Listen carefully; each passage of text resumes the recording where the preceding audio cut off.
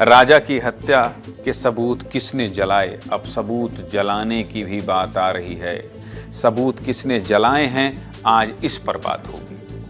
सबूत मिल गए हैं, इस पर तो बात हो रही थी, लेकिन आज सबूत जलाने पर बात होगी। राजा को मारने वाले 5 आरोपी हैं, लेकिन कई और लोग इन 5 मुख्य आरोपियों की मदद कर रहे थे। और लोग राजा की हत्या कैसे की गई ये तो पता चल गया, लेकिन हत्या के बाद सोनम किसकी मदद से इंदौर में छिपी रही, वो इंदौर से कैसे भागी और कौन सोनम को बचा रहा था, सब कुछ आज बता देता हूँ।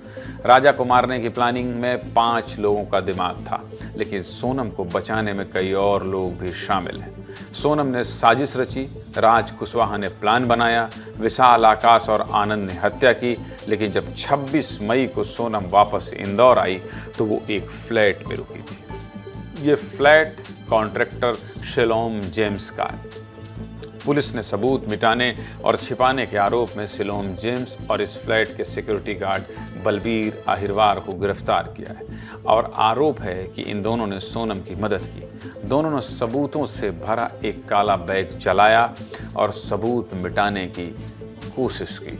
अब इस केस में एक और नाम सामने आया है और वो नाम है ग्वालियर के रहने वाले लोकेंद्र तोमर का, जिसके कहने पर शिलोम जेम्स और बलबीर ने सबूत मिटाए। फिलहाल पुलिस ने सोनम और राज समेत 8 लोगों को हिरासत में लिया है। सबूत मिटाने और सबूत छिपाने के मामले में भी 3 गिरफ्तारियां हुई हैं। 21 जून को पुलिस को इस काले बैग के बारे में पता चला था। ये काला बैग सोनम शिलोंग से अपने साथ इंदौर लेकर आई थी। पुलिस ने जब 3 जून से 10 जून तक के सीसीटीवी फुटेज खंगाले तब इस बैग के बारे में जानकारी मिली। जब फ्लैट के कॉन्ट्रैक्टर शिलोम जेम्स से इस बारे में पूछा गया तो उसने कहा कि उसे ऐसे किसी भी बैग के बारे में कुछ भी नहीं पता है। पुलिस ने फिर से सीसीटीवी चेक किए तो उसमें शिलोम जेम्स काले रंग का बैग अपनी गाड़ी में रखते हुए नजर आया, जिसमें पुलिस का शक गहरा गया। शिलोम जेम्स और सिक्योरिटी गार्ड बलबीर को पूछताछ के लिए बुलाया गया, लेकिन दोनों ने अपना नंबर स्विच ऑफ कर दिया और भागने की कोशिश की, जिसके बाद 22 जून को अलग अलग जगह से पुलिस ने दोनों को गिरफ्तार किया और कोर्ट ने दोनों को 7 दिन की ट्रांजिट रिमांड पर भेज दिया। आशंका है कि इस बैग में कई अहम सबूत हैं जो इस केस को सुलझाने में मदद कर सकते हैं। अब इस बैग में क्या क्या हो सकता है और कहां इस बैग को जलाया गया वो भी देख लीजिए, वो भी आपको बता देता हूं।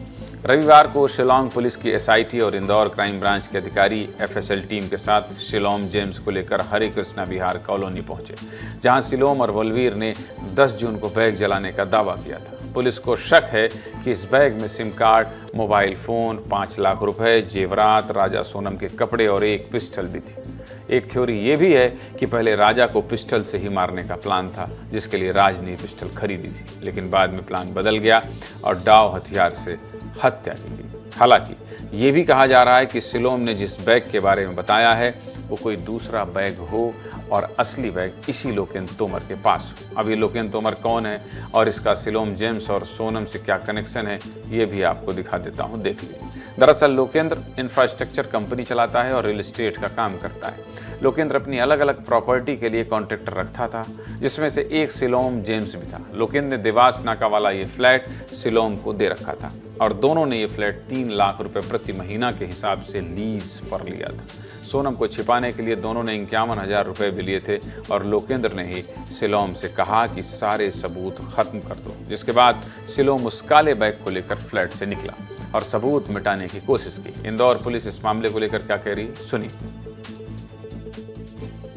इन्वेस्टिगेशन के दौरान उनको कुछ एविडेंस मिलने पर इनके द्वारा एक शिलोम जेम्स को अरेस्ट किया गया है, जो कि देवास और इंदौर के बीच से जो गांव से अरेस्ट किया गया है इसको, और इसको आज माननीय न्यायालय के समक्ष पेश किया गया। वहीं दूसरी तरफ एक जो इनका जो चौकीदार है, चौकीदार को भी इसके जो बलवीर है उसको अशोकनगर से एसआईटी ने अशोकनगर पुलिस की मदद से अरेस्ट किया गया। एक इसमें प्रॉपर्टी डीलर है और एक वहाँ चौकीदार है, तो इनको फिलहाल अरेस्ट किया जाकर आज माननीय न्यायालय के समक्ष पेश किया गया था, जिसमें माननीय न्यायालय के द्वारा इनकी 7 दिन की रिमांड को, ट्रांजिट रिमांड को स्वीकृत कर लिया गया है। अब ट्रांजिट रिमांड लेने के बाद ये शिलोंग एसआईटी टीम अब आगे रवाना होगी शिलोंग के लिए।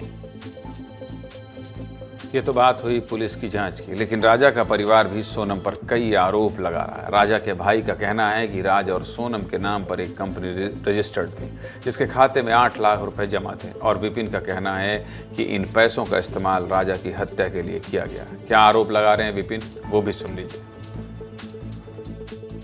राज की मम्मी के नाम पे कंपनी है और कंपनी जो है उसमें कंपनी का नाम मुझे आइडिया नहीं है।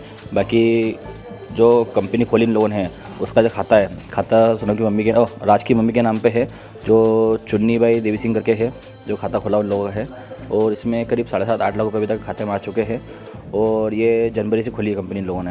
देखिए जिस प्रकार से सोनम ने उस टाइम बयान दिया था तो मैं 20 लाख रुपये दूंगी, तो कुल मिला के इन लोगों ने पहले से प्लानिंग कर रखी थी इस हिसाब से।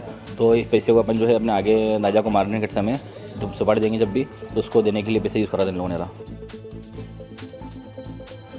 सीधे मुद्दे की बात यही है कि राजा को मारने के लिए एक पूरे नेटवर्क का इस्तेमाल किया गया, फुल प्रूफ प्लानिंग की गई। लेकिन कहते हैं ना कि आरोपी अपने पीछे कोई ना कोई सुराग जरूर छोड़कर जाता है और ये सुराग ही बड़े सबूत बनते हैं और इन्हीं सबूतों के जरिए अब पुलिस एक एक कर सभी आरोपियों तक पहुंच रही है।